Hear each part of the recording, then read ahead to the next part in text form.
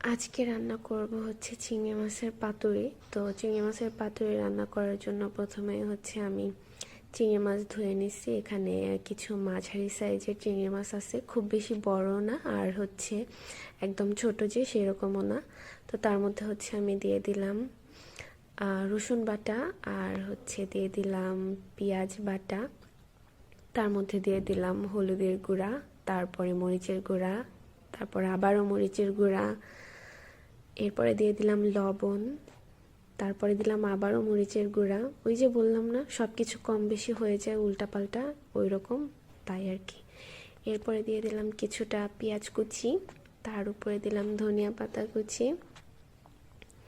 আর এখানে দিলাম কুচি করে রাখা কাঁচামরিচ, কারণ একদম ঝাল ঝাল করে খাবো, ঝাল না হইলে খাইতে মজা লাগে না। আর এরপরে দিয়ে দিলাম ধনিয়া আর জিরার গুঁড়া, আর হচ্ছে এখন দিয়ে দিব কিছুটা তেল। তেল হচ্ছে স্কিপ করা যায়, ইচ্ছা আপনি দিতেও পারেন, চাইলে নাও দিতে পারেন। তো আমি একদম অল্প পরিমাণে দিলাম, কারণ অতিরিক্ত অয়েলি খাবার খাইতে ভাল লাগে না, মাঝে মধ্যে হচ্ছে কম তেলের খাবার খাইতেও ভাল লাগে।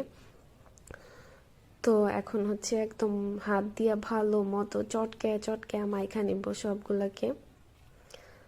তো এখন এইটা দেখেই মনে হচ্ছে যে এরকমই খাওয়া নেই, যে স্মেলটা এত সুন্দর আসতেছিল চিংড়ি মাছ মাখানো। তো এরকম মাখাই রাখা হচ্ছে অনেকক্ষণের জন্য, ম্যারিনেট করে রেখে দিব আমি 1 ঘন্টার জন্য।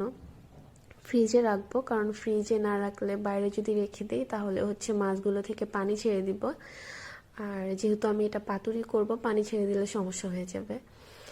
তো ভালো করে মেখে ফ্রিজে রেখে দেবো রেস্টে।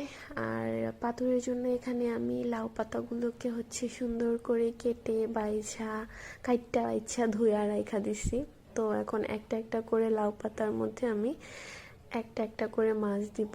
আর এই যে মাছগুলো হচ্ছে যে ফ্রিজে রেখে দিছিলাম আমি ম্যারিনেট করে অনেকক্ষণ, 1 ঘন্টার জায়গায় জানি না, মনে হয় 2-3 ঘন্টা হয়ে গেছে, কারণ মাঝখানে আরও অনেক কাজ টাজ করে আসছি। তো এখন একটা একটা পাতায় আমি একটা একটা করে মাছ দিয়ে দিব। বেশি মাছ দিলে হচ্ছে পাতাটা ঠিক মতো বটা যাবে না, বটা যাবে না বলতে বটা যাবে, কিন্তু ভাজার সময় না কেমন যেন মশলা বের হয়ে যায় সাইড দিয়ে। তো পাতাগুলো বেশি বড় ছিল না। তো আমি একটা একটা করে পাতার মধ্যে হচ্ছে মাছগুলোকে এভাবে দিয়ে বটে বটে নিয়ে নিব। তো এই তো সবগুলো হচ্ছে মাছ আমি একটা একটা করে পাতার মধ্যে হচ্ছে রোল করে নিলাম। এখন একটা প্যানের মধ্যে হচ্ছে তেল গরম করে তার মধ্যে